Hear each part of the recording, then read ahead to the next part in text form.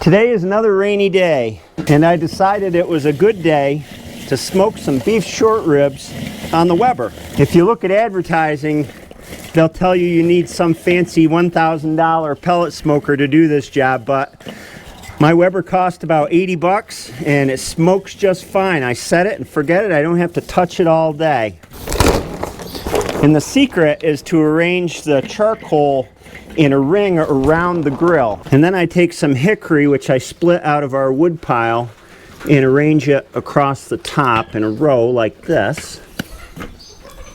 Hi, I'm Pete, and welcome to Just a Few Acres Farm Small Farm Sunday edition, where I talk about issues surrounding small farms. I'm 52 years old. 8 years ago, when I was 44 years old, I went through a big life change. When I was 44 years old, I left my old job as an architect, and it was a risky move. I had a guaranteed career in retirement. I was part owner of a large firm, but I wasn't happy. In my life, I've ridden the happiness roller coaster. I've been on downs and ups, and I think I finally figured it out. I left my job after being unhappy for a long time, and it took a lot to make me actually make the move to leave my job because I had so much security.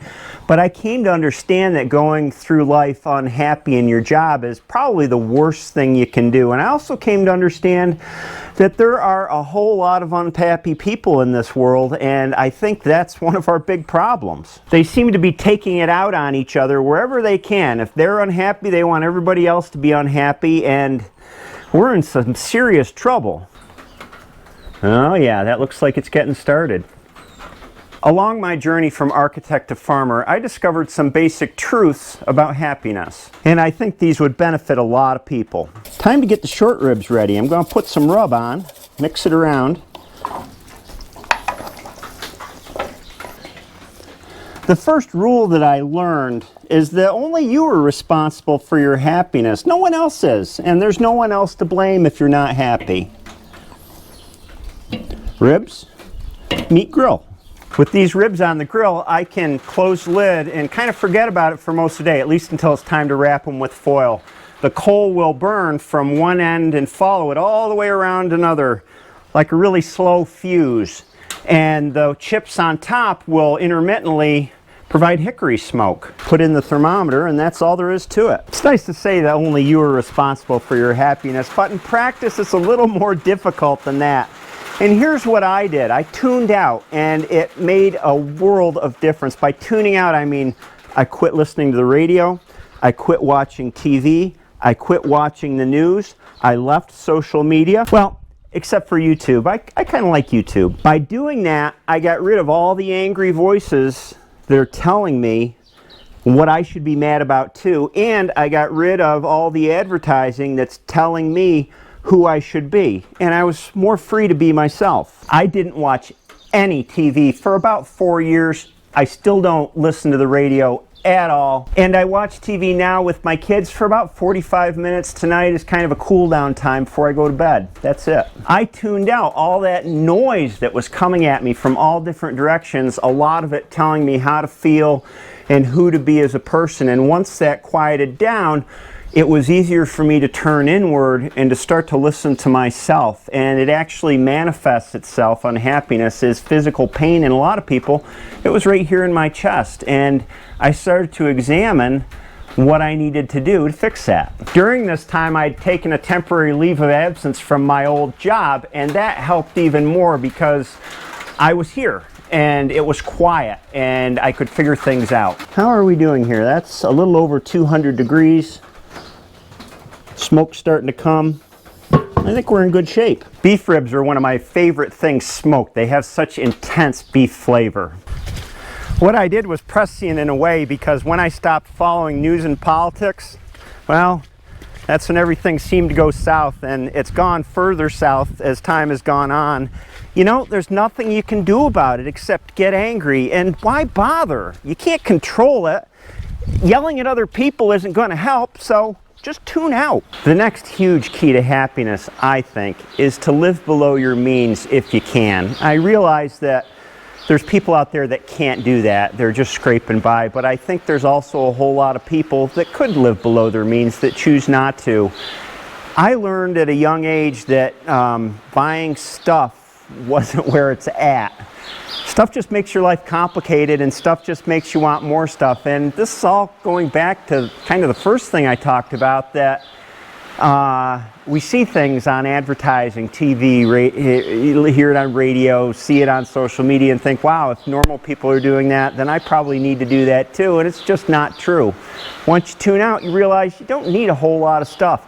Once you start living below your means, it gives you true freedom in life to do what you want with your life. You don't need to worry so much about beating the next guy at your job or the next gal at your job.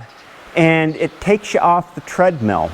Spending more money on stuff just brings more obligations to your life, more stuff to take care of. Sometimes I think about getting a new truck, and then I think, well, you know, that's a lot of money, and taking care of a new truck is the devil I don't know versus taking care of the truck I have is the devil I do know. So I choose to live simply. Money or lack thereof is the #1 cause of divorce. It's the #1 stressor in our lives. And once you remove that by living below your means, saving rather than spending, you have a much more peaceful life. When I went through all the bad stuff changing careers, I couldn't have done it without my wife, Hillary. She was my one true friend, and for me, that was necessary. Having one true friend, I think, is one key to happiness. Having 1,000 Facebook friends is not the key to happiness. Being popular is not the key to happiness. If you're looking for validation outside of yourself via how many people like you,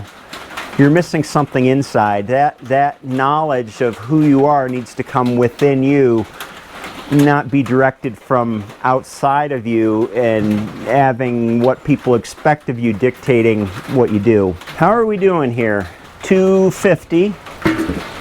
I let them smoke like this until they're ready to wrap up. And how to tell when they're ready? Well, I don't know. I just know when they're ready. Wrap up with foil, that is, and let them cook covered. And then unwrap them to finish smoking. Here's a piece of tough love that I experienced. If you're not in the right vocation and you're unhappy in your vocation, change it. That was the nut of what I went through. It was really scary. We spend the majority of our lives in our job, most of our waking life, more than anything else. And you only get one life. So if you're not happy doing that thing that you make your living from, what's the point? We all need to feel a sense of accomplishment and pride in what we do. And I think if you're in the right job, you feel flow. And flow is a psychological term. I'll put the guy's name who came up with it down below so you can Google it. I can't even pronounce it. But flow is the state in which you're fully engaged. You're doing exactly what your brain likes to do, and you kind of lose track of time in the task. It's this amazing state that you get into. I would get into it a little bit in my old job when I was writing. I get into it all the time in the job that I do now. I lose track of the day because I'm fully engaged and interested in what I'm doing. In my opinion, we need to be creating something as part of our jobs to feel satisfied, and we should have a thirst for change and new knowledge in what we do. If we lose that thirst, if we don't want to learn new things about our vocation anymore, well, it's a sign that maybe we should be moving on. After all, change is a rule, not an exception, and those who stick their feet in concrete and won't change anymore, well, the train's passing them by, and train's going faster and faster every day. And this is what I found regarding changing what you do for a living and remaining engaged with it, that if you make that leap, everything else follows. And I've talked to others that have been through what I've been through, and they've confirmed it. I'm not sure it's a rule, but it happens that if you do what you love, you stay on top of it, and all the financial stuff takes care of itself. It did for us. It was kind of like magic, and it amazed me at the time. And I think it's a sign that you're doing the right thing. The other thing that happens is it's not a job anymore. And I know that's an old cliche, but I work from pretty much the time I roll out of bed till about half an hour, 45 minutes before I go back to bed, for my cool down time. I'm working, and I don't mind. Work is life, and vice versa.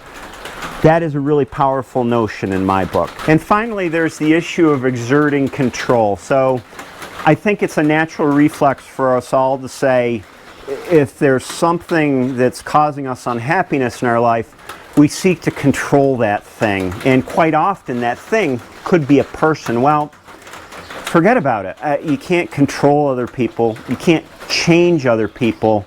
So trying to exert control over those things you can't control just leads to unhappiness. I roll with the punches here on the farm. I think that's a prerequisite for farming, right? It's been raining nonstop. I can't control it. It doesn't worry me. I know that we'll get through it, you know, and things will be all right. I think that in this big wide world, the only thing that you really can control is yourself. And I practice that in some different ways, especially regarding interactions with other people. Always listen more than you speak. Understand the other person. Start by trying to find common ground with anybody, even if you know they're a polar opposite of you. Find the place where you both can meet, and be very careful before you say anything negative. And that applies to both in person and any online conversation. Negativity spreads like a cancer. The transition that I went through 8 years ago was tough. It almost killed me, frankly, and I wouldn't wish it on anybody else, but having gone through that, I went to a much better place, and I'm a much, much happier person. I wish that more people would go through that kind of introspection, because the world seems to be filled with miserable people now, and the anger spills over into everything. If you want to learn more about what I went through, I wrote a book about it, and there's a link to the book down in the video description below. And this is a blow-by-blow account of how I came to see life differently. I hope you have a great Sunday, and I'll see you next time.